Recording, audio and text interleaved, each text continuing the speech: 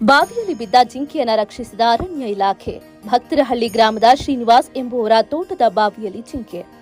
ಚಿಂತಾಮಣಿ ತಾಲೂಕಿನ ಅಂಬಾಜಿ ದುರ್ಗಾ ಹೋಬಳಿ ಭಕ್ತರಹಳ್ಳಿ ಗ್ರಾಮದ ಬಾವಿಯೊಂದರಲ್ಲಿ ರಾತ್ರಿ ಬಿದ್ದ ಜಿಂಕೆಯನ್ನು ಅರಣ್ಯ ಇಲಾಖೆ ಅಧಿಕಾರಿಗಳು ರಕ್ಷಿಸಿ ಕಾಡಿಗೆ ಬಿಟ್ಟ ಘಟನೆ ನಡೆದಿದೆ.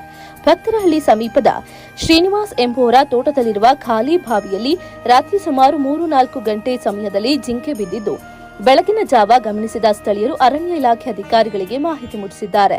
ಕೂಡಲೇ ಅರಣ್ಯ ಇಲಾಖೆ ಅಧಿಕಾರಿ ಚಂದನ್, ವಿಶ್ವನಾಥ್, ಧನಲಕ್ಷ್ಮಿ ಹಾಗೂ ಸಿಬ್ಬಂದಿ ಸ್ಥಳಕ್ಕೆ ಭೇಟಿ ನೀಡಿ ಸ್ಥಳೀಯರ ಸಹಾಯದೊಂದಿಗೆ ಜಿಂಕೆಯನ್ನು ರಕ್ಷಿಸಿ ಸಮೀಪದ ಕಾಡಿಗೆ ಬಿಡುವುದರಲ್ಲಿ ಯಶಸ್ವಿಯಾಗಿದ್ದಾರೆ.